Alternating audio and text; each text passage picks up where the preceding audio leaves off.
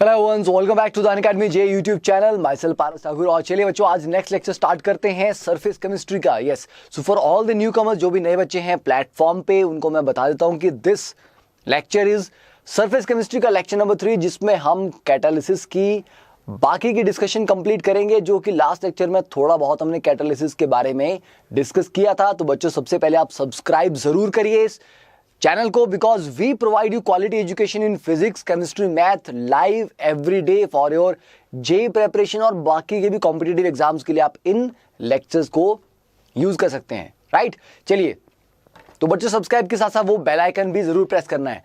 तो surface chemistry lecture number 3 के साथ स्टार्ट करते हैं। बाकी के चैप्टर्स भी हमने सारे कर रखे हैं। एक्चुअली हम ऑर्गेनिक केमिस्ट्री कर रहे थे, बट काफ़ी बच्चों का ये था कि सर सरफेस केमिस्ट्री एक छोटा सा चैप्टर है, जल्दी से इसको कंप्लीट कर लेते हैं, because this is a very very scoring chapter, बहुत ही आसान चैप्टर है। तो अगर आपने एक बार सरफेस केमिस्ट्री पढ़ लिया, न्यूमेरिकल आने की इसमें संभावना बहुत कम होती है। This is very small probability that the numericals will be asked from this chapter, so you should be very well prepared with this chapter, because that is your sure shot 4 marks. तो इस chapter को छोड़ना नहीं है, पूरा करना है। हाँ, कभी कभी ज्यादा थ्योरी की वजह से आपको लगता है कि सर याद करने वाली चीजें बहुत है, but still it is a very very easy chapter. And apart from this, अगर आप हमारे साथ अब तक टेलीग्राम पे कनेक्ट नहीं हुए, then please download the Telegram app on your mobile. उसके बाद बच्चों open a browser, Safari, Chrome, Firefox, कोई भी ब्राउजर ओपन करके उसमें टाइप करना है आपको tinyurl.com/jlivechat। Then this is how you will be able to connect with us on the Telegram app. और हमारे ग्रुप पे, अनअकैडमी जे का जो टेलीग्राम पे ग्रुप है, उसमें ऑलरेडी 20,000 से ज्यादा बच्चे ज्वाइन कर चुके हैं। So you don't want to miss that, right? तो क्या आपको सारी की सारी इंपॉर्टेंट नोटिफिकेशंस, क्लास के नोट्स वहां पर आपको प्रोवाइड किए जाते हैं। And apart from this YouTube channel, is awesome amazing YouTube channel, जिसके आप ब्रांड एम्बेसडर्स भी हैं, तो आपको शेयर भी करना है। जब भी लेक्चर बच्चों स्टार्ट हो, always share it with the hashtag JLiveDaily on your Instagram profile, on your Facebook profile, and you can also tag us in your post. ठीक है, सारे एजुकेटर्स को आप इंस्टा पे ढूंढ के टैग कर सकते हैं। And apart from the YouTube channel, Unacademy का प्लस सब्सक्रिप्शन भी है, वो उन बच्चों के लिए जो कुछ एक्स्ट्रा चाहते हैं, कुछ नहीं बहुत ज्यादा एक्स्ट्रा चाहते हैं। They want amazing preparation, test series भी चाहिए, लाइव क्लासेस भी चाहिए, और उनको गाइडेंस भी चाहिए रेगुलर, मतलब एक प्रॉपर स्ट्रक्चर्ड तरीके से तैयारी करनी है। एंड दे वांट टू पे, वो थोड़ा बहुत पेमेंट कर सकते हैं। It is very very economical. तो अनअकैडमी का प्लस सब्सक्रिप्शन इज लाइक कि आपने एक बार जे का सब्सक्रिप्शन ले लिया, तो उस पर 60 के आसपास टीचर्स लाइव पढ़ाते हैं every day, and they are top teachers from across the country, and they teach you live every day. तो लाइव क्लासेस आपको मिल रही हैं, सुबह से लेकर रात तक क्लासेस हैं, आप कभी भी अटेंड करिए। अगर आप लाइव क्लास मिस कर देते हो, you can always watch the recorded session. Test series बच्चों ऑलरेडी है, जे मेन के लगे, जे एडवांस के लगे, 11 12 ड्रॉपर तीनों के लिए। लाइव डाउट क्लियरिंग सेशंस हैं, जहां पर आप लाइव सेशन में you can upload a question. Yes, आप क्वेश्चन की फोटो लेके उसको लाइव क्लास में अपलोड कर सकते हो, and it will be discussed और मच मोर पर्सनलाइज, बिकॉज साथ के साथ लेक्चर के साथ आप यहां पर चैट के थ्रू इंटरेक्ट कर सकते हैं, अपनी क्वेरीज पूछ सकते हैं, और आपका हर एक क्वेश्चन आपको उसका जवाब मिलता है। तो दिस इज द बेनिफिट, घर बैठ के टॉप एजुकेटर्स। और बेनिफिट क्या है, देखिए, अगर आपको लग रहा है कि ये टीचर ऑर्गेनिक केमिस्ट्री पढ़ा रहे हैं अभी, और वो वाले टीचर वो भी क्रैश कोर्स भी करवा रहे हैं, वो प्रॉब्लम प्रैक्टिस भी करवा रहे हैं कुछ चैप्टर्स पे जो मेरे वीक हैं, तो आप दोनों कोर्सेज अटेंड करो। मतलब आप सारे के सारे कोर्सेज अटेंड कर सकते हो, आप मल्टीपल टीचर्स से पढ़ सकते हो। और आप चाहे घर पे हो, बाहर गए हो, कहीं पर भी हो across world, you can always attend the session, because it just needs internet connection. ठीक है, तो करना क्या है, desktop user just go to unacademy.com/plus, इस तरह का पेज आ जाएगा। Then click on the get subscription, उसके बाद ऑप्शन आ जाएंगे कितने मंथ से लेके कितने ईयर तक की सब्सक्रिप्शन आप ले सकते हैं। These are some of the benefits of joining the plus subscription. So you can learn anytime, anywhere. It's called self-paced learning. अपनी स्पीड से आप चीजों को सीख सकते हैं। और mobile user just download the Unacademy learning app. It's a top trending app on the play store right now. Install करने के बाद बच्चों, आपकी प्रोफाइल पे जाके यहाँ पे प्लस पे क्लिक करना है। प्लस पे क्लिक करने के बाद आपसे पूछा जाएगा choose your goal, IIT JEE या नीट एम्स, डिपेंडिंग अपॉन आप मेडिकल या नॉन मेडिकल के स्टूडेंट हैं। And then click on the get subscription. तो 1 मंथ से लेके 2 ईयर तक का सब्सक्रिप्शन अवेलेबल है। यस, 1 ईयर का subscription now it is for 30,000, 2 year का नाउ इट इज फॉर 48,000, तो इस पे भी अगर आप जेई लाइव कोड यूज करते हैं, yes you use code JEE live to get additional 10% discount, तो don't forget to use this code JEE live, right. तो 27,000 में पूरा साल आईआईटी की प्रिपरेशन घर बैठ के, top educated, test series, recorded sessions, what else you want, right. भूला नहीं है। चलिए, तो now let's continue with the next topic, और उससे पहले थोड़ा सा कुछ पुराने टॉपिक को रिवाइज कर लेते हैं कुछ बेसिक प्रॉब्लम्स के थ्रू, क्योंकि इस चैप्टर में कुछ ज्यादा हाई फाई क्वेश्चन तो पूछे नहीं जाते हैं, बिल्कुल बेसिक लेवल होते हैं, राइट। तो चलिए शुरू करते हैं, थोड़ा सा रिवाइज करते हैं। Now which of the following interface can never be obtained? लगाओ जरा सा दिमाग लगाओ, ठीक है। और मुझे थोड़ा सा क्योंकि कोल्ड हो रहा है तो I just get some warm water.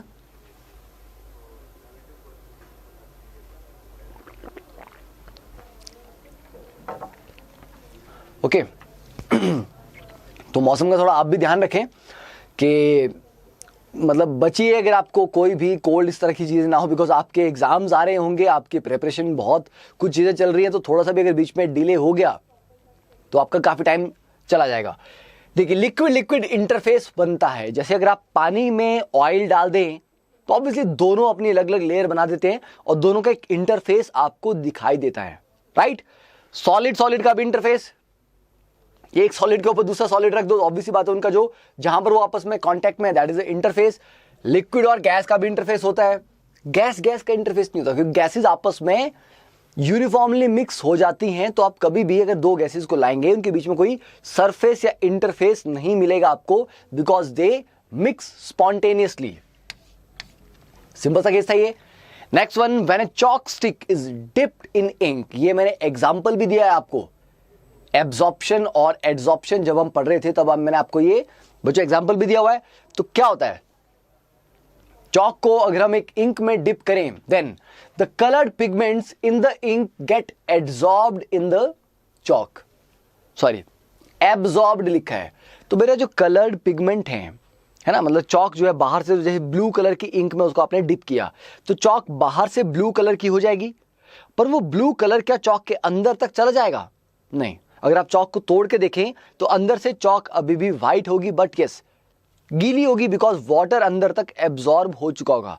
तो कलर्ड पिगमेंट सिर्फ सरफेस पे रहेंगे तो वो एड्सॉर्ब होंगे, जबकि पानी अंदर तक चला जाएगा वो एब्जॉर्ब होगा। तो पहला वाला तो गलत है। The solvent gets adsorbed at the surface, नहीं, सॉल्वेंट तो अंदर तक जाता है, ये भी गलत है। Inside of the chalk will remain as white, yes, while the surface will have colored pigments, that is correct. Inside of the chalk will have colored pigment, no, that is wrong. तो पानी absorb हुआ और coloured pigment यहां पे adsorb हुए। Next question देखिए, chromatography is a technique based on, चलिए 20 seconds जरा सा दिमाग लगाइए इसके ऊपर क्या होगा ये। और बच्चों अगर आपको ये लेक्चर्स अच्छे लगते हैं, मतलब आपके कुछ फायदा आपका हो रहा है इससे, तो बहुत जरूरी है कि इन लेक्चर्स को आप शेयर जरूर करना है। लाइक तो आप चलिए कर दीजिए, पर शेयर जरूर करें बच्चों, क्योंकि बहुत सारे बच्चे आज भी इंडिया में ऐसे हैं जिन्हें क्वालिटी एजुकेशन का एक्सेस उनके पास नहीं है, उनके पास अच्छे स्कूल्स नहीं है, अच्छे टीचर्स नहीं है, पेरेंट्स एजुकेटेड नहीं है। तो ये बहुत इंपॉर्टेंट है कि उन बच्चों तक ये लेक्चर पहुंचे, क्योंकि जो एक मतलब आज के टाइम में आपको पता सभी बच्चे इंटरनेट तो यूज़ करना जानते हैं, ठीक है, और अच्छी फैसिलिटीज़ भी मैक्सिमम लोगों तक पहुंच रही हैं, पर फिर भी हमारे जो गांव हैं वहां पर बच्चों के पास अभी भी वो फैसिलिटीज़ नहीं है। तो प्लीज़ मेक श्योर ये आपका एक सोशल कॉज में आपका कॉन्ट्रीब्यूशन रहेगा अगर आप इन लेक्चर्स को अच्छे से शेयर करें, और वो भी एक ऐसे प्लेटफॉर्म पे जहां पर ये आगे से आगे चीज़ फैल सके और ये राइट कैंडिडेट तक ये चीज़ आ सके, ठीक है। देखिए, क्रोमेटोग्राफी क्या होती है? क्रोमेटोग्राफी आपने क्लास 11th में some basic principles of organic chemistry में पढ़ा होगा, बिल्कुल पढ़ा होगा, डेफिनेटली पढ़ा होगा, राइट, प्रैक्टिकल ऑर्गेनिक केमिस्ट्री में। तो वहां क्या करते हैं, एक इंक है, ब्लू कलर की इंक है, तो ब्लू इंक में बेटा सिर्फ ब्लू कलर के पार्टिकल नहीं है, मल्टीपल कलर्स को मिक्स करके वो एक पर्टिकुलर शेड आपको मिलता है, राइट। तो उस ब्लू इंक को अगर हम सेपरेट करें उसके सारे कंपोनेंट्स में, तो अलग अलग कंपोनेंट में सेपरेट उसको किया जा सकता है। तो किसी मिक्सचर को उसके कंपोनेंट्स में सेपरेट करने का एक तरीका होता है क्रोमेटोग्राफी, जो कि बहुत ही एफिशिएंट तरीका होता है। तो it is not based on solubilities, no, adsorption of solute, it is based on differential adsorption. कि अगर एक मिक्सचर के 5 कंपोनेंट्स है उसमें, तो पांचों कंपोनेंट्स की एड्सॉर्ब होने की जो टेंडेंसी होगी ऑन अ पर्टिकुलर सरफेस वो अलग अलग होगी। कोई ज्यादा एड्सॉर्ब होगा तो कम होगा, तो पांचों की डिफरेंट डिफरेंट कैपेसिटी होगी या टेंडेंसी होगी एड्सॉर्ब होने की। तो that is differential adsorption of different constituents of a mixture. इसके ऊपर बेस्ड है क्रोमेटोग्राफी। ज्यादा भी डिटेल में नहीं जा पाएंगे बिकॉज आई एक्सपेक्ट कि आप 11th क्लास में आपने ये पढ़ा होगा। नहीं पढ़ा है तो जब मैं 11th की ऑर्गेनिक, मैंने अभी जीओसी स्टार्ट तो कर दिया है, राइट जब प्रैक्टिकल ऑर्गेनिक केमिस्ट्री वाले पार्ट पे पहुंचेंगे then I will make sure कि आपको मैं क्रोमेटोग्राफी अच्छे से समझा दूं with some killer visualizations, right. चलिए next one, which of the following is not a characteristic of chemisorption. चलिए 30 second for this question, quickly.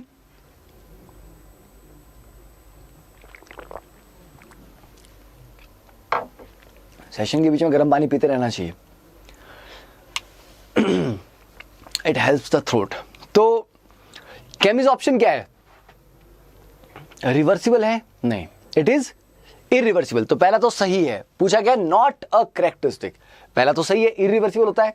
Second, adsorption decreases with increase in temperature, नहीं स्टार्टिंग में ये temperature के साथ बढ़ता है, right तो ये रॉन्ग है, वही पूछा है।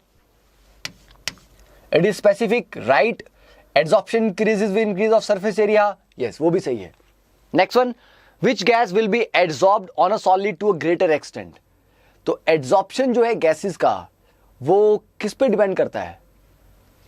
उनके ईज ऑफ लिक्विफिकेशन पे। गैसेस के बीच में अट्रैक्टिव फोर्सेस जितनी स्ट्रांग होंगी उतनी जल्दी वो एड्सॉर्बेंट के सरफेस एरिया पे आके जाके अटैच हो जाएंगी, एड्सॉर्ब हो जाएंगी, राइट। तो जो गैसेस ज्यादा इजीली लिक्विफाई हो जाती हैं वही गैसेस ज्यादा इजीली एड्सॉर्ब भी होती हैं। नाउ अ gas having non polar molecule, बेटा नॉन पोलर में तो डाइपोल डाइपोल ऐसी अट्रैक्शन फोर्स नहीं होगी, तो वो जल्दी लिक्विफाई भी नहीं होगी, ठीक है। A gas having higher critical temperature, बेटा क्रिटिकल टेम्परेचर जितना ज्यादा होता है उस गैस को लिक्विफाई करना उतना ही आसान होता है। तो यस, जिस गैस का क्रिटिकल टेम्परेचर हायर होगा उसको ज्यादा इजीली हम लिक्विफाई कर पाएंगे और ज्यादा इजीली एड्सॉर्ब भी कर पाएंगे, ठीक है। ओके अच्छा हाँ, ये क्रिटिकल प्रेशर था, तब मैं सोचू मैंने क्रिटिकल 2 बार पूछ लिया इन्होंने। नेक्स्ट वन, चलिए तो अब कैटालिसिस का जो लास्ट क्लास में हम लास्ट पॉइंट पे थे वो उनको फिर से एक बार रिवाइज कर लेते हैं। जब भी आप कैटालिस्ट डालते हैं किसी भी रिएक्शन में, वो फॉरवर्ड रिएक्शन और बैकवर्ड रिएक्शन दोनों को बराबर स्पीड से क्या करता है? स्पीड अप कर देता है, अगर वो एक रिवर्सिबल रिएक्शन है, ठीक है। अगर वो रिवर्सिबल नहीं है, वो सिर्फ फॉरवर्ड डायरेक्शन में ही जा रहा है, तो वो बस उसको स्पीड अप करता है, उसकी किसी भी थर्मोडायनेमिक प्रॉपर्टी को चेंज नहीं करता। मतलब इट डज नॉट चेंज उसकी एंथैल्पी क्या आएगी, उसकी एंट्रोपी कितनी होगी, गिब्स एनर्जी कितनी होगी, इन पैरामीटर्स को, वैल्यूज को बिल्कुल भी चेंज नहीं करता। And there is a particular temperature at which the efficiency of a catalyst is maximum and that is known as optimum temperature. ऐसा नहीं कि कोई भी कैटलिस्ट किसी भी टेम्परेचर पे काम कर जाएगा, कैटलिस्ट काम करेगा पर वो एक पर्टिकुलर टेम्परेचर ऐसा होगा जिसपे उसके एफिशिएंसी सबसे ज्यादा होगी। अगर टेम्परेचर उससे आप डिस्टर्ब कर देंगे, उससे बढ़ा देंगे या घटा देंगे, तब उसकी एफिशिएंसी थोड़ी सी कम हो जाएगी। Then a catalyst does not affect the final position of equilibrium. जहां इक्विलिब्रियम पहले आ रहा था वहीं पर आएगा, इक्विलिब्रियम कांस्टेंट को भी वो चेंज नहीं करेगा। बस पहले आपको इक्विलिब्रियम पे पहुंचने में जितना टाइम लग रहा था, अब आप उससे जल्दी इक्विलिब्रियम पे पहुंच जाएंगे। तो it just reduces the time taken to reach equilibrium, like this one. तो A plus B in equilibrium with C plus D, ठीक है। तो देखिए जब हमारे पास कोई कैटलिस्ट नहीं था, ये वाला ग्राफ येलो वाला जो है, कोई कैटलिस्ट नहीं है, तो आप इक्विलिब्रियम पे कब पहुंचे? इस टाइम पे। कैटलिस्ट ने क्या किया? फॉरवर्ड रिएक्शन को भी स्पीड अप किया, बैकवर्ड को भी स्पीड अप किया, तो अब हम इक्विलिब्रियम पे पहले पहुंच गए। तो इतना टाइम का गैप पड़ा, तो इतना टाइम हमारा बचा, पर इक्विलिब्रियम आया उसी पॉइंट पे, राइट। उन्हीं कंसंट्रेशन पे फाइनली आपका इक्विलिब्रियम आएगा, मतलब इक्विलिब्रियम कांस्टेंट वही रहेगा, सिर्फ स्पीड अप होगा forward and backward reaction. Then अब बात करते हैं promoter. What exactly is promoter? Promoter से मेरे को काफी चीजें अच्छे एक फनी इंसिडेंट याद आता है, क्योंकि जब क्लास में मैं प्रोमोटर का एग्जांपल देता हूं, एक बार, हाँ काफी पुरानी बात है, 2016 आई थिंक, तो तब बच्चों को एक्सप्लेन में कर रहा था प्रोमोटर एंड मुझे लगा कि कुछ क्रिएटिवली उनको एक्सप्लेन किया जाए। ठीक है, तो प्रोमोटर क्या होता है? तो अगर सीधे शब्दों में कहा जाए, प्रोमोटर एक ऐसा सब्सटेंस है जिसको आप कैटलिस्ट के साथ ऐड करते हो और वो कैटलिस्ट की एक्टिविटी को बढ़ा देता है। मतलब कैटलिस्ट पहले अच्छा काम कर रहा था, स्पीड अप कर रहा था रिएक्शन को, प्रमोटर डालने के बाद वो और भी अच्छा काम करने लगा और भी ज्यादा इफेक्टिव हो गया, राइट? तो प्रमोटर क्या है? The activity of a catalyst can often be increased by the addition of a small quantity of a second material, and this second substance is either not a catalyst itself for the reaction or it may be a feeble catalyst. तो उसको बोलते हैं promoter. तो उसको ऐसे समझो, देखो example थोड़ा सा अच्छा सा है। तो जैसे कि अब आप में से कोई एग्जांपल ले लेते हैं, ठीक है, किसका लिया जाए? चलिए राहुल का एग्जांपल लेते हैं। राहुल बड़ा पॉपुलर सा नाम है, ठीक है। तो राहुल एक बहुत अच्छा फुटबॉल प्लेयर है। तो राहुल अभी मैच में गया और उसकी टीम उसके ऊपर बहुत डिपेंड करती है, तो बहुत अच्छा प्लेयर है हमारा, ठीक है, ये तो बहुत अच्छा स्कोर करेगा। अब राहुल मैच खेल रहा है, राइट? अब क्या हो कि राहुल अपनी टीम का कैटलिस्ट है, क्योंकि वो होता है तो एफिशिएंसी ओवरऑल बढ़ जाती है, मामला फास्ट हो जाता है। अब एक दिन मैच में राहुल की गर्लफ्रेंड भी आई हुई है, ठीक है। अब देखिए, अब राहुल पे प्रेशर हो गया, राहुल बहुत अच्छा परफॉर्म करेगा आज। क्यों? क्योंकि मैच देखने कोई स्पेशल भी आया हुआ है, राइट? तो अब राहुल की एफिशिएंसी बढ़ गई, तो राहुल कैटलिस्ट था और जो गर्लफ्रेंड है वो प्रोमोटर का काम वहां पे कर रही है, राइट? पर अगर राहुल को हम टीम से हटा दें, सिर्फ उसकी गर्लफ्रेंड को वहां पे मैच में बिठा दिया जाए, तो क्या टीम के जीतने के चांसेस बढ़ेंगे? नहीं। इसका मतलब कि प्रोमोटर अकेला कुछ नहीं करता, वो सिर्फ कैटलिस्ट को इंप्रूव कर सकता है, उसके एक्शन को इंप्रूव कर सकता है, पर अकेला प्रोमोटर कुछ नहीं करता रिएक्शन में। तो that is how you will remember promoter for the rest of your life, ठीक है। I am sure about that, क्योंकि अब तक मैंने जहां पर भी ये प्रोमोटर वाले ये एग्जांपल दिया था, उनको मतलब और कुछ याद रहे ना रहे केमिस्ट्री में, उनको ये प्रोमोटर कैटलिस्ट का रिलेशन जरूर याद रहा, ठीक है। चलिए, तो सब्सटेंस विच दो इटसेल्फ नॉट अ कैटलिस्ट, अपने आप में वो कैटलिस्ट नहीं है, but it promotes the activity of a catalyst is called a promoter. जैसे कि molybdenum और aluminium oxide promotes the activity of iron catalyst in the Haber synthesis। तो आयरन बेटा यहां पर है कैटलिस्ट, तो ये चीज बड़ी इंपॉर्टेंट है। ये एग्जाम में कई बार क्वेश्चन आता है कि हेबर्स प्रोसेस से, जिससे आप अमोनिया बनाते हैं, उसमें कैटलिस्ट क्या था और प्रोमोटर क्या था। तो कैटलिस्ट है आपका आयरन और प्रोमोटर या तो आप molybdenum ले लो या फिर आप एल्यूमिनियम ऑक्साइड Al2O3 ले सकते हैं। ये याद रखने हैं डिटेल्स, ठीक है। देन नेक्स्ट वन, अब क्वेश्चन आता है कि सर प्रोमोटर काम कैसे करता है? गर्लफ्रेंड वाला एग्जांपल तो चले हम समझ गए भावनाओं में, बट इन रियलिटी अगर हम केमिस्ट्री की बात करें तो how exactly this promoter thing works, करता क्या ये? तो इसके बारे में डिफरेंट थ्योरीज हैं। The theory of promotion of a catalyst is not clearly understood. Presumably माना जा रहा है कि चलिए एक ऑप्शन ये है कि शायद ये क्या करता है, चेंज ऑफ लैटिस स्पेसिंग, मतलब उस सब्सटेंस का जो लैटिस में पार्टिकल्स एक दूसरे के साथ रखे गए हैं, उनके बीच में जो गैप है ये उसको चेंज कर देता है। अब बोले सर उससे क्या होगा, लैटिस की स्पेसिंग चेंज करने से प्रमोटर का काम ऐसा क्या हो जाएगा? How will the efficiency of catalyst improve? देखिए ये है मामला यहां पे, ठीक है। देखो अभी निकल के सरफेस पे हाइड्रोजन एडजॉर्ब हुआ है, राइट? निकल का सरफेस का जो निकल का सेंटर टू सेंटर डिस्टेंस है वो भी इतना है। अगर मैं मोलिब्डेनम को निकल के लैटिस में घुसा दूं बीच में, तो मोलिब्डेनम के आने से क्या हो जाएगा, निकल के एटम्स एक दूसरे से दूर हो जाएंगे, इनके बीच की स्पेसिंग बढ़ जाएगी। तो ये जो बेचारा H2 एडजॉर्ब हुआ था, इसके बीच में अभी भी बॉन्ड है ना, थोड़ा सा वीक हुआ है पर फिर भी अभी बॉन्ड है। ये और स्ट्रेच हो जाएगा बॉन्ड, ये बॉन्ड स्ट्रेच हो जाएगा तो और वीक हो जाएगा तो जल्दी टूटेगा और ये जल्दी हाइड्रोजन एटम रिलीज करेगा, जो कि आगे जाके रिडक्शन के लिए यूज किए जा सकते हैं। पढ़ा ना ऑर्गेनिक केमिस्ट्री में, डबल बॉन्ड का रिडक्शन करना है तो H2/ निकल की प्रेजेंस में, है ना, मतलब कैटालिटिक हाइड्रोजिनेशन, तो ये वो कर रहा है। तो मोलिब्डेनम डालने से क्या हुआ, लैटिस स्पेसिंग बढ़ी, जिसकी वजह से ये बॉन्ड स्ट्रेच होके वीक हुआ और अब जल्दी टूटेगा। तो the lattice spacing of the catalyst is changed, thus enhancing the spaces between the catalyst particles. The adsorbed molecule of the reactant are further weakened and cleave, this makes the reaction faster. क्योंकि जितनी जल्दी H2 टूट के निकलेगा उतनी जल्दी आगे जाके रिएक्शन में अटैक करेगा, राइट। तो एक ये तरीका है जिससे प्रपोज किया गया कि प्रोमोटर काम करता है। Next one, increase of peaks and cracks. क्योंकि सरफेस पे जितना ज्यादा इरेगुलरिटी होगी, रफ सरफेस होगा, पीक्स और क्रैक्स ज्यादा होंगे, उतना उसका कैटालिटिक एक्टिविटी, उनको एक्टिव साइट्स बोलते हैं। तो किसी भी कैटलिस्ट के सरफेस पे जितनी एक्टिव साइट्स बढ़ जाएंगी, ऑब्वियसली उसका कैटालिटिक काम भी अच्छा हो जाएगा, राइट। तो presence of promoter increases the peaks and cracks on the catalyst surface, this increases the concentration of reactant जो उसके ऊपर एब्जॉर्ब होते हैं, क्योंकि this increases the number of active sites. Like करते रहना है, ठीक है। चलिए, तो ये दो मतलब प्रोबेबल थ्योरीज हैं जिनके थ्रू माना जाता है कि शायद इस तरह से प्रोमोटर काम करता है। तो हो सकता है कि दोनों ही काम करता हो प्रोमोटर, पहला वाला भी एक्शन भी करता हो, दूसरा वाला एक्शन भी करता हो। नेक्स्ट बात आती है कैटालिटिक पॉइजनिंग। अब कैटालिटिक पॉइजनिंग में क्या होगा? कैटालिटिक पॉइजनिंग ऐसा है कि अब राहुल तो मैच खेल ही रहा था, ठीक है, राहुल की गर्लफ्रेंड भी बैठी है, प्रमोटर भी है। अब क्या कर देते हैं हम कि गर्लफ्रेंड के घर पे पता चल गया। अब गर्लफ्रेंड तो मैच देखने से चली गई, उसके पिताजी वहां पर आ गए। अब जब पिताजी वहां देख रहे हैं, उनको पता है कि राहुल को मैच खत्म होगा, इसके बाद तो मेरी मतलब हालत खराब होने वाली है, अब बेचारे से मैच अच्छे से खेला नहीं जाएगा।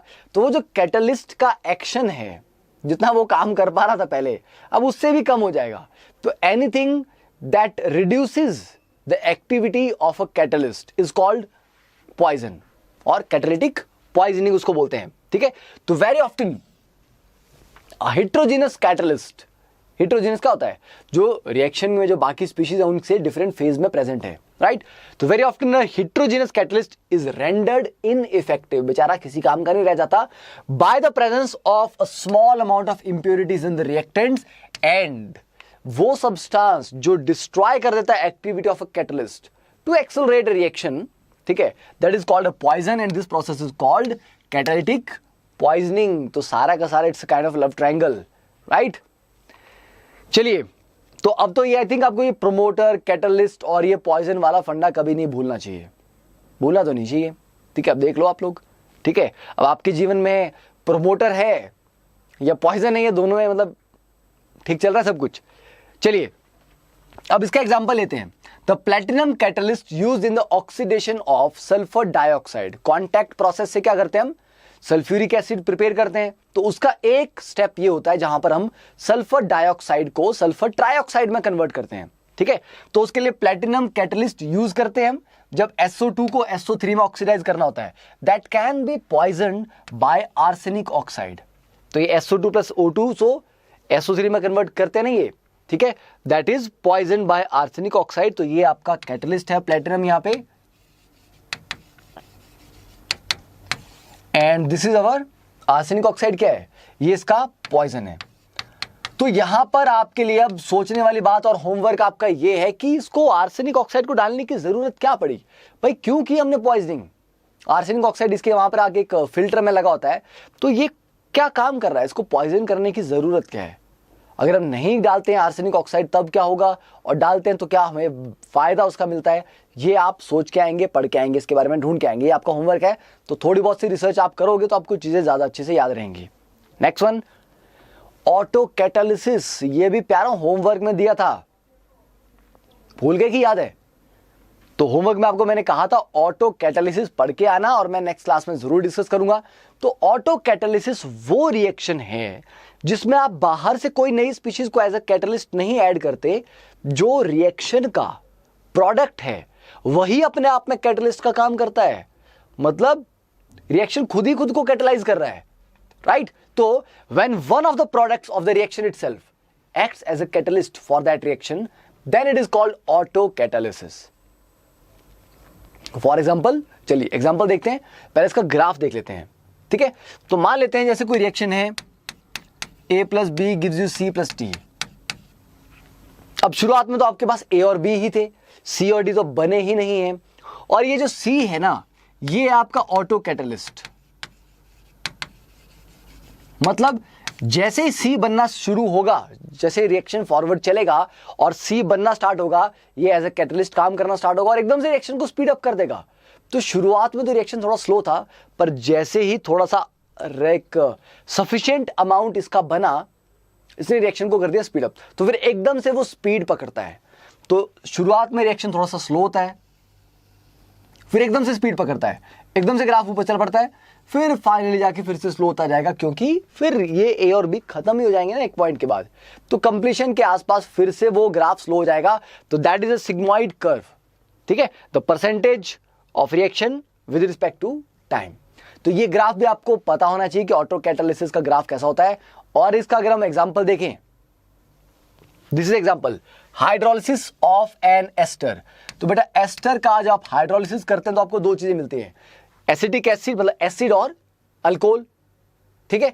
अब ये जो हाइड्रोलिसिस है ये एक्चुअली एसिडिक मीडियम में करवाते हैं, acid catalysed hydrolysis of ester. पढ़ा नहीं, ये पढ़ाया तो है, बिल्कुल बिल्कुल पढ़ाया हुआ है, राइट, ऑर्गेनिक केमिस्ट्री में। तो hydrolysis is catalysed by acidic medium, और आप देखो प्रोडक्ट में खुद ही एसिडिक मीडियम जनरेट हो रहा है, क्योंकि प्रोडक्ट में एसिटिक एसिड तो बन रहा है यहां पे, तो ये ही एज अ कैटलिस्ट यहां पर काम कर देगा। तो of this products acetic acid acts as a catalyst for the reaction. तो ये एक एग्जांपल है, और भी एग्जांपल्स आप ढूंढ सकते हैं। तो वो आपके लिए होमवर्क है कि पढ़िए थोड़ा सा ऑटो कैटालिसिस के बारे में and try to find out some more examples of the auto catalysis. ठीक है बच्चों, यहां तक क्लियर हो गया। और दूसरे काम करना है, थोड़ा बहुत लिखते रहना साथ के साथ। ये आई नो कि this particular chapter is more of a theory base. तो थ्योरी बेस्ड चैप्टर में क्या होता है ना कि धीरे धीरे ऐसा हो जाता है आदमी, ठीक है, कि पढ़ते सुन तो रहे थे, फिर कान दिमाग सब बंद हो जाता है और खबर बाहर से निकल जाती है। तो बीच बीच में अपने आप को जगाते रहना है और थोड़ा सा कॉपी पेन लेके कुछ रिएक्शन लिखते रहना है, ताकि याद रहे कि अच्छा हाँ ये हम पढ़ रहे थे। लिखोगे तो चीजें याद रहेंगी, अदरवाइज नहीं। और मैं जैसे कि बोल रहा हूं कि this is a very very easy chapter, बहुत स्कोरिंग चैप्टर है ये, ठीक है। तो इसको छोड़ना बिल्कुल भी नहीं है, बस जितना मैं करवा रहा हूं आपको क्लासेस में दैट इज सफिशिएंट, उससे ज्यादा कुछ भी नहीं करना है इसमें। उतना अगर आप करके चले गए तो पक्का आपके 4 नंबर, अगर इससे क्वेश्चन आया इस चैप्टर से तो आपके 4 मार्क्स कंफर्म है, ठीक है। Next, induced catalysis. Induced catalysis भी आपको होमवर्क में दिया गया था, तो इंड्यूस्ड कैटालिसिस के एग्जांपल अभी भी आपके लिए होमवर्क है। तो इंड्यूस्ड कैटालिसिस में क्या होता है, एक रिएक्शन है वो खुद नहीं हो रहा है ना, एक रिएक्शन है वो हो ही नहीं रहा, दूसरे रिएक्शन को करवा रहे हो तो उसकी प्रेजेंस में वो रिएक्शन हो जा रहा है। मतलब हमने कैटालिस्ट नहीं डाला, एक रिएक्शन हम करवाने की ट्राई कर रहे थे, वो हो नहीं रहा था, पर उसके पड़ोस में हमने एक और रिएक्शन करवाया, बस उसकी प्रेजेंस से ही ये रिएक्शन होना स्टार्ट हो गया। तो when a chemical reaction enhances the rate of another chemical reaction, कि देखा अरे मेरे पड़ोस में रिएक्शन हो रहा है, मेरे को भी करना है, वो नहीं था तो ये हो नहीं रहा था ये।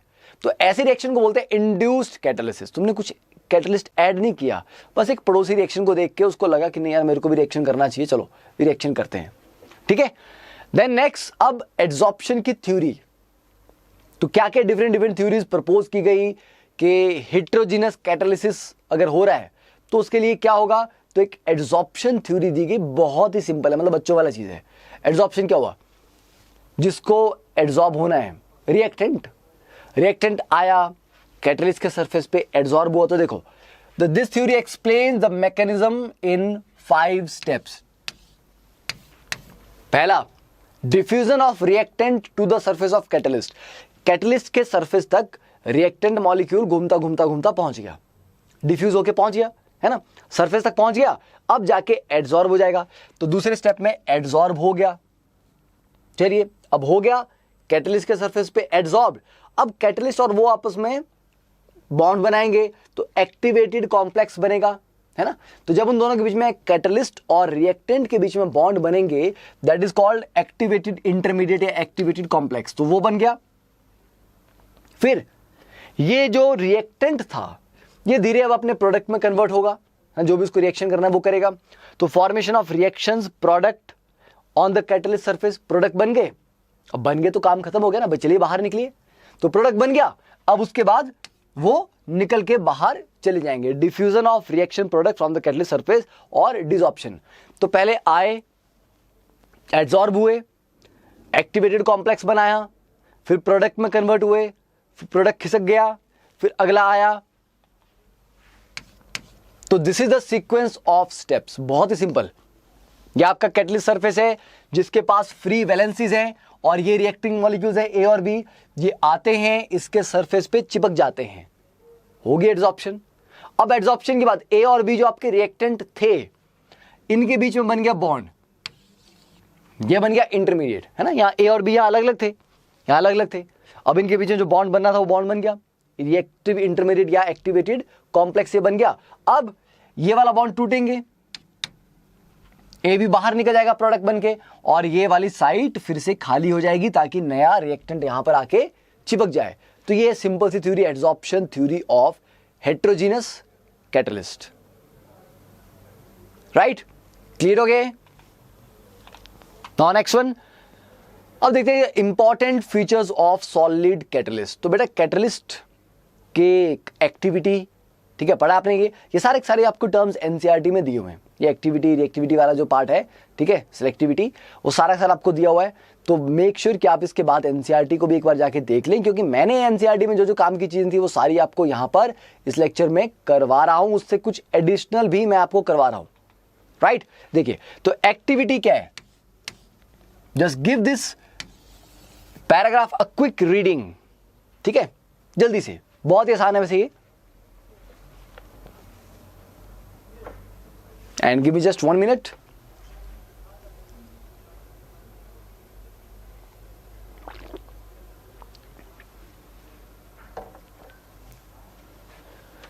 तो क्या होगा यहां पे, the activity of a catalyst depends upon the strength of chemisorption to a large extent. मतलब कि ठीक है, अब जो रिएक्टेंट आए हैं वो कैटलिस्ट के सरफेस पे आके एड्सॉर्ब होंगे, पर ऐसा भी नहीं कि एड्सॉर्प्शन बहुत ही स्ट्रांग हो जाए। अब ऐसा भी नहीं कि बहुत वीक हो, बहुत वीक होगा तो भाग जाएगा, उनके बीच में केमिकल बॉन्ड बनना है। तो वो केमिकल बॉन्ड या जो केमिसॉर्प्शन हो रही है वो कितनी स्ट्रांग है उस पर डिपेंड तो करता है to a large extent, but the reactant must get adsorbed reasonably strongly, कि एड्सॉर्ब हो जाओ थोड़ी अच्छी स्ट्रेंथ के साथ, पर they must not get adsorbed so strongly that they are immobilise, कि ऐसा भी नहीं है कि भाई चिपक ही गए, वहां पर जाके घर नहीं बसाना है, निकलना भी है, बाहर भी जाना है। तो अच्छी स्ट्रांग एड्सॉर्प्शन होनी चाहिए, but it should not be as strong so that they are very difficult to be removed, है ना, कि इमोबिलाइज हो जाएं और फिर बाकी के रिएक्टेंट्स को आके एड्सॉर्ब होने की कोई जगह ना बचे। राइट, तो आना है, अटैच होना है थोड़ी स्ट्रेंथ के साथ, फिर निकल भी जाना है। तो it has been found that for hydrogenation the catalytic activity increases from group 5 to group 11। ये बड़ा इंपॉर्टेंट है, इसके ऊपर क्वेश्चन आ सकता है आपका बिल्कुल, कि हाइड्रोजनेशन के लिए अगर हम मेटेलिक कैटलिस्ट देखते हैं तो सबसे अच्छा कौन रहेगा। तो देखिए जो catalytic activity that increases from group 5 to 11 metals with maximum activity being shown by the group 7 to 9 elements of the periodic table. Important है ये। अब आप आगे जाके ढूंढ लो भी कि 7 से 9 ग्रुप में क्या क्या होता है, कौन कौन से एलिमेंट्स हैं, कौन से वो अच्छे मतलब कैटलिस्ट होंगे। तो ये भी डायरेक्टली आपको क्वेश्चन आ सकता है ना। 4 ऑप्शन में आपको 4 मेटल दे दिए और उसमें से एक मेटल था जो ग्रुप 7 से 9 के बीच में था, बस वो आपका आंसर होगा। तो क्वेश्चन डायरेक्टली भी पूछा जा सकता है, थोड़ा सा घुमा के भी इस इंफॉर्मेशन के ऊपर क्वेश्चन पूछा जा सकता है। देन नेक्स्ट वन, तो ये फीचर हो गया एक्टिविटी। नेक्स्ट इज सेलेक्टिविटी, कि भाई catalyst are very very selective. ऐसा नहीं कि जो कैटलिस्ट एक रिएक्शन को स्पीड अप करेगा वो दूसरे रिएक्शन को भी स्पीड अप कर देगा, ऐसा नहीं होगा। ठीक है, the selectivity of a catalyst is its ability to direct a reaction to yield a particular product, कि वो एक पर्टिकुलर प्रोडक्ट बनाना चाहेगा। ओके, अगर मतलब एक हम रिएक्टेंट ले रहे हैं, देखो सिंपल सा केस है कि अगर हम H2 और CO के साथ स्टार्ट करें, अगर मैं निकल के साथ इसको रखूं, निकल एज अ कैटलिस्ट लूं, तो बेटा CH4 और H2 बन रहा है। बट अगर मैं कॉपर और जिंक ऑक्साइड और Cr2O3 लूं, तो मिथेनॉल बन रहा है, और अगर मैं कॉपर लूं अकेला HCHO बन रहा है। तो सेम रिएक्टेंट्स को मैं डिफरेंट प्रोडक्ट्स में कन्वर्ट कर सकता हूं using different different catalyst. That is called selectivity. के कैटलिस्ट बड़े पर्टिकुलर होते हैं कि हमें क्या करना है, ये कैटलिस्ट कुछ और करेगा, दूसरा वाला कुछ और करेगा, तीसरा वाला कुछ और करेगा। तो ऐसे नहीं कि इस रिएक्टेंट को तुम कोई भी कैटलिस्ट डालो वो सिर्फ एक ही चीज बनाएगा और उसको रिएक्शन को स्पीड अप करेगा, नहीं। Different catalyst will get you different products. अब जैसे कुछ एग्जांपल्स हैं, अब यस ये एग्जांपल थोड़े ज्यादा हैं पर आपके लिए याद करना बड़ा जरूरी, क्योंकि it's a very very important table, क्योंकि यहां पर आपको प्रोसेस और साथ में उसमें कौन सा कैटलिस्ट यूज किया गया ये दोनों चीजें यहां पर मेंशन की गई हैं। देखो, तो प्रोसेस जैसे अगर हम बात करें, Haber's process for the manufacture of ammonia N2+3H2 gives you 2NH3। तो उसमें जो कैटलिस्ट है फाइनली डिवाइडेड आयरन, मैंने आपको कहा था ना आयरन उसमें कैटलिस्ट होता है, मॉलिब्डेनम या Al2O3 एज अ प्रोमोटर होते हैं। तो molybdenum as promoter, conditions 200 atmospheric pressure and 450 to 500 degree Celsius temperature. Second, Ostwald process for the manufacture of nitric acid HNO3। तो पहले NH3+5O2, ये आपका रिवीजन भी हो रहा है, प्रोसेस का भी रिवीजन हो रहा है, क्योंकि ये इनऑर्गेनिक केमिस्ट्री में ये प्रोसेस आपने पढ़ने भी हैं। तो NH3+5O2 gives you NO, NO की फर्दर ऑक्सीडेशन होती है NO2 में, और NO+H2O+O2 गिव्स यू HNO3। ठीक है, इसमें platinised asbestos as a catalyst और टेम्परेचर अराउंड 300 डिग्री सेल्सियस, वो आपको कोई ज्यादा नहीं पूछेगा। Then lead chamber process for the manufacture of sulphuric acid. तो देखिए दो प्रोसेस हो गए, कॉन्टैक्ट प्रोसेस है, एक लेड चैम्बर प्रोसेस है। तो लेड चैम्बर में क्या है, 2SO2+O2 गिव्स यू 2SO3, फिर SO3 में पानी डाल दो तो H2SO4 बन जाता है। तो इसमें nitric oxide as a catalyst है, ठीक है, गैसेस है वो, तो होमोजेनियस बनेंगे। पर अगर कॉन्टैक्ट प्रोसेस की बात करें तो यहां पर भी SO2+O2 गिव्स यू SO3, फिर SO3 में पानी डाल दिया, H2SO4, सॉरी हाँ SO3 में पानी नहीं डाला, H2SO4 का स्प्रे कराया टॉप से, तो ये बन गया ओलियम। ठीक है, देन इसमें प्लेटिनाइज्ड एस्बेस्टस, तो इसमें जो आप कैटलिस्ट ले रहे हो वो सॉलिड स्टेट में है, तो वो क्या हो गया, होमोजेनियस हो गया, हिट्रोजेनियस हुआ, दैट इज हिट्रोजेनियस कैटालिसिस। तो ये चीजें भी याद रखनी कि कैटलिस्ट आपका सेम फेज में या डिफरेंट फेज में है। ठीक है, तो आप प्लेटिनाइज्ड एस्बेस्टस या V2O5 वेनेडियम पेंटॉक्साइड भी ले सकते हैं। Then Deacon's process for the manufacture of hydrogen, then Bosch process for the manufacture of hydrogen, then synthesis of methanol. तो ये हो गए कुछ, ये सारे बच्चों ये टेबल अच्छे से लिख के एक बार आप याद कर लेना। फिर ये हाइड्रोजिनेशन ऑफ वेजिटेबल ऑयल्स, वनस्पति घी खाते हो, manufacture of ethyl alcohol by fermentation of molasses sugar solution. ठीक है, then manufacture of ethyl alcohol from starch, manufacture of acetic acid from ethyl alcohol, then Bergius process. तो ये चलिए information ही है, अब इसमें एक्सप्लेन करने वाला कोई काम नहीं है, जस्ट कि आपके लिए नोट्स के लिए अच्छा है। अब देखिए नेक्स्ट डायग्राम अच्छा लग रहा है, ठीक है, shape selective catalysis by zeolites. तो व्हाट आर जियोलाइट्स? अब घर में अपने चाय तो आप बनाते होंगे, राइट? जब चाय बनाते हैं उसको कप में डालने से पहले क्या करते हैं, जैसे उसको क्या बोलते हैं, उसको छानते हैं हम, है ना, चाय को। ठीक है, तो वो जो है ना that is similar to zeolites. उसमें वो जो छोटे छोटे पोर्स होते हैं उनके थ्रू क्या आपका वो चाय सारी निकल जाती है और जो सॉलिड मटेरियल है वो फंस जाता है पीछे ही। ठीक है, मतलब एक पर्टिकुलर साइज से छोटा जो होगा वो उसमें से क्रॉस कर जाएगा, बाकी क्रॉस नहीं कर पाएगा। यही होता है ना। ठीक है, जब चाय घर में डालते, कप में डालते हैं आप, तो जियोलाइट्स कुछ वैसे होते हैं। ये शेप सेलेक्टिव कैटालिसिस है, मतलब शेप के ऊपर डिपेंड कर रहा है उसको कौन सी शेप चाहिए। देखिए, तो कैटालिटिक रिएक्शन, ऐसा कैटालिटिक रिएक्शन जो इस बात पे डिपेंड करता है कि what is the pore structure of the catalyst and the size of reactant and product molecule is called shape selective के। जैसे ये आपका कैटलिस्ट है जियोलाइट, बेटा इस पोर में फिट होने वाला एक पर्टिकुलर साइज चाहिए आपको रिएक्टेंट का और एक पर्टिकुलर शेप चाहिए। तो कैटालिटिक एक्शन इस बात पे डिपेंड कर रहा है कि कैटलिस्ट का पोर साइज क्या है, फिर जो रिएक्टेंट है उसका शेप और साइज कितना है कि वो उसमें प्रॉपर जाके फिट हुआ कि नहीं हुआ। अगर नहीं होगा तो काम नहीं बनेगा, है ना। तो कैटलिस्ट का पोर साइज रिएक्टेंट का शेप और साइज और प्रोडक्ट का शेप और साइज, जो इन चीजों पे जब डिपेंड करता है कैटालिसिस, उसको बोलते हैं शेप सेलेक्टिव कैटालिसिस। और इसका एक कॉमन एग्जांपल है जियोलाइट्स। तो जियोलाइट्स क्या होते हैं basically? Zeolites are microporous aluminosilicates with honeycomb like structure and zeolites are widely used in petrochemical industries for cracking of hydrocarbon and isomerisation. एक कॉमन है ZSM5। तो ZSM5 converts alcohol directly into gasoline, ये important है क्योंकि zeolites. समझ आ गया? चाय का एग्जांपल। तो जियोलाइट भी बस वैसे ही होते हैं। तो एक पर्टिकुलर शेप और साइज वाला ही रिएक्टेंट उसके ऊपर फिट हो पाएगा और उसी का रिएक्शन वहां पर हो पाएगा। अब चलिए नेक्स्ट थिंग, द एंजाइम्स। तो एंजाइम्स क्या होते हैं? एंजाइम्स हमारी बॉडी में जितने सारे बायोलॉजिकल प्रोसेस हो रहे हैं, ऑलमोस्ट मेजॉरिटी ऑफ देम, मतलब लगभग मैक्सिमम के सारे आप ये बोल लो, एंजाइम्स से कैटलाइज होते हैं, है ना। बॉडी में जो भी हो रहा है एंजाइम से हो रहा है। अगर आप फ्रूट्स के पकने, उनके सड़ने की बात करो, वो सारा क्या है? वो कुछ एंजाइम उसके लिए रिस्पॉन्सिबल भी होते हैं, ठीक है। दही का जमना।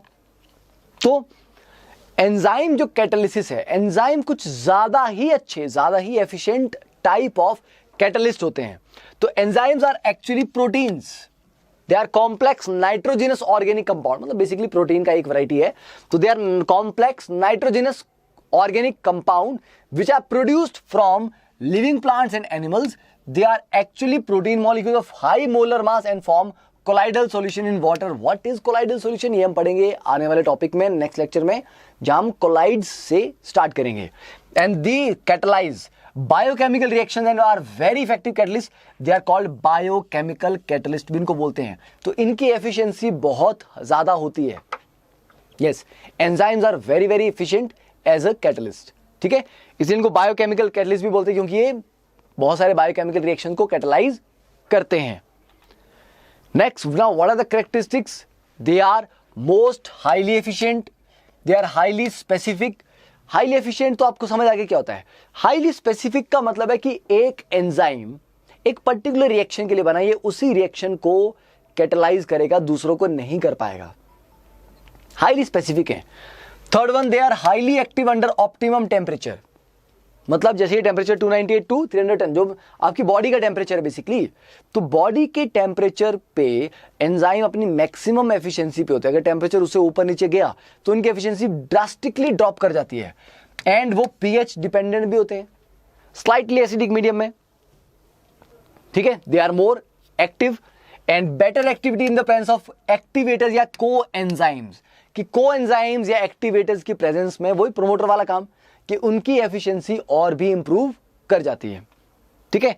अब इसका मैकेनिज्म देखते हैं कि मैकेनिज्म क्या है। इट्स कॉल्ड लॉक एंड की मैकेनिज्म। जैसे लॉक में की प्रॉपरली फिक्स हो जाती है ना, कि वो चाबी जिस लॉक की है, जिस ताले की है, उस ताले में वो चाबी बिल्कुल फिट होती है, किसी और में नहीं जाएगी। सिमिलरली एंजाइम भी ऐसा ही है। एंजाइम के ऊपर कुछ एक्टिव साइट्स होती हैं जिनकी एक पर्टिकुलर शेप है, उस शेप में एक पर्टिकुलर शेप का ही मॉलिक्यूल फिक्स हो पाएगा, फिट हो पाएगा, तो वो लॉक एंड की मैकेनिज्म है। अब ये फ्री एंजाइम, ये देखो, ये इसके पास यहां पर कैविटी है, इस कैविटी में ये जो फ्री सबस्ट्रेट है ये एग्जैक्टली उसी शेप का है कि ये यहां पर बाइंड कर जाता है।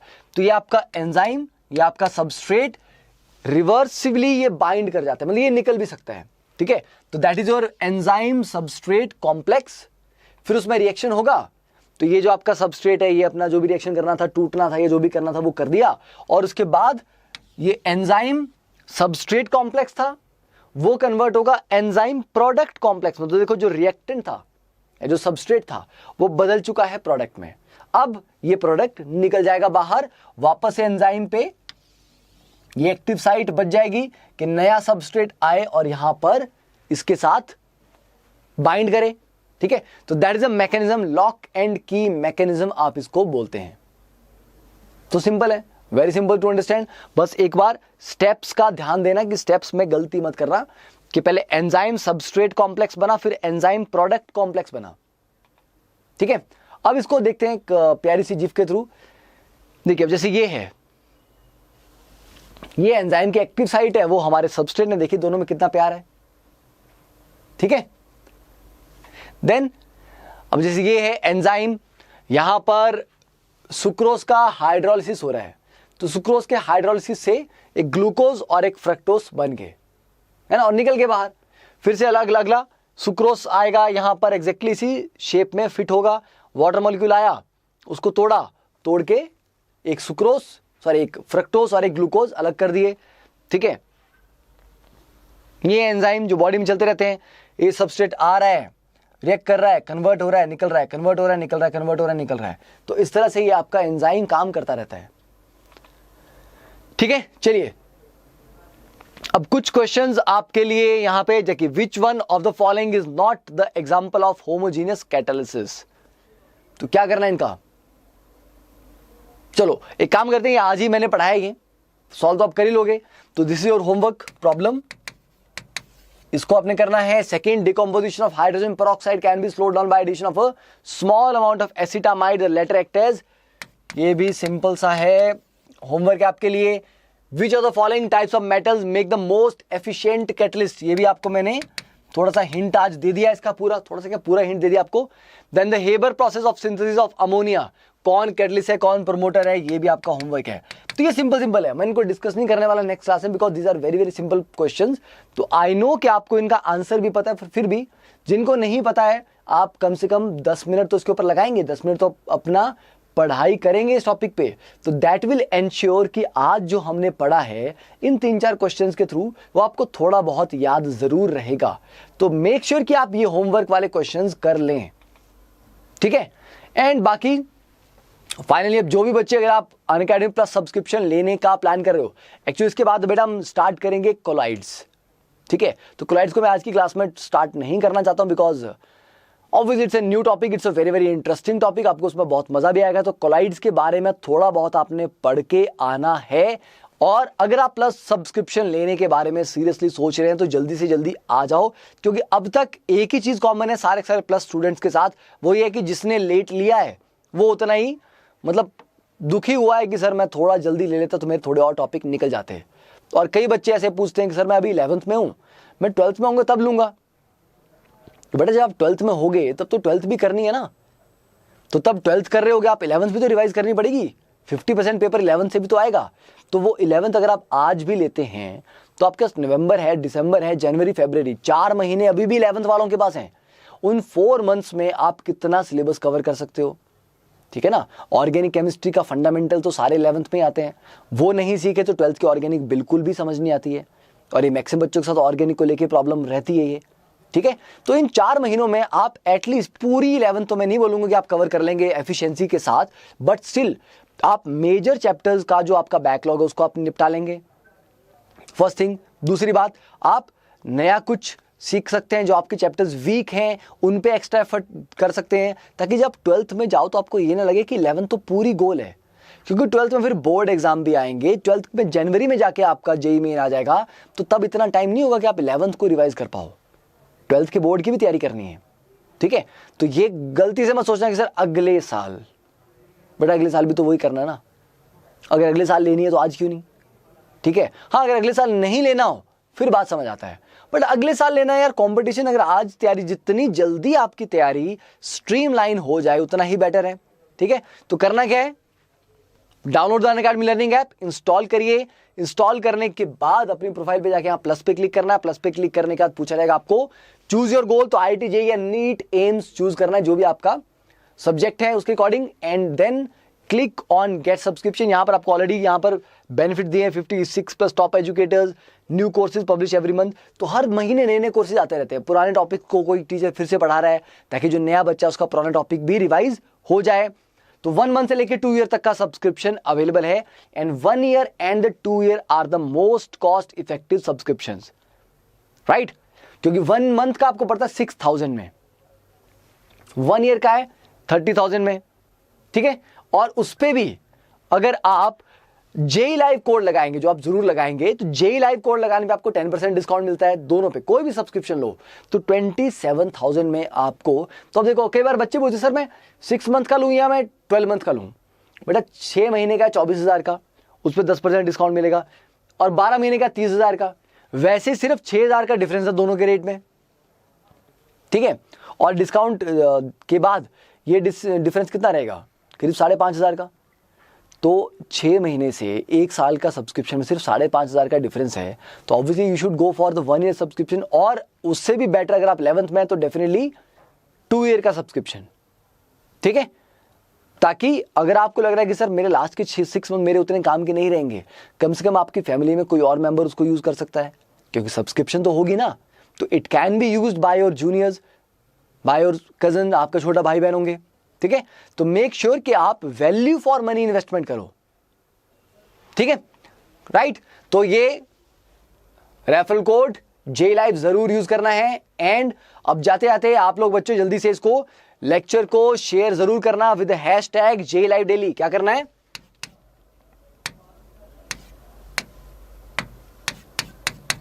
हैशटैग जे लाइव डेली के साथ आपने इसको इंस्टाग्राम पे, फेसबुक अपने शेयर करेंगे तो हमें आपकी पोस्ट मिल जाएंगी। एंड बहुत अच्छा लगता है जब आपकी पोस्ट हमें मिलती हैं, और ये शेयरिंग आपका एक सोशल कंट्रीब्यूशन भी है उन बच्चों तक ये इंफॉर्मेशन पहुंचाने का जिनको सच में इस कंटेंट की, इन लेक्चर्स की जरूरत है, ठीक है। चलिए गाइस, तो मिलते हैं फिर नेक्स्ट लेक्चर में। एंड कोलाइड्स पढ़ के आना और होमवर्क वो कंप्लीट करके आना। Thank you for your time, have a great day, bye.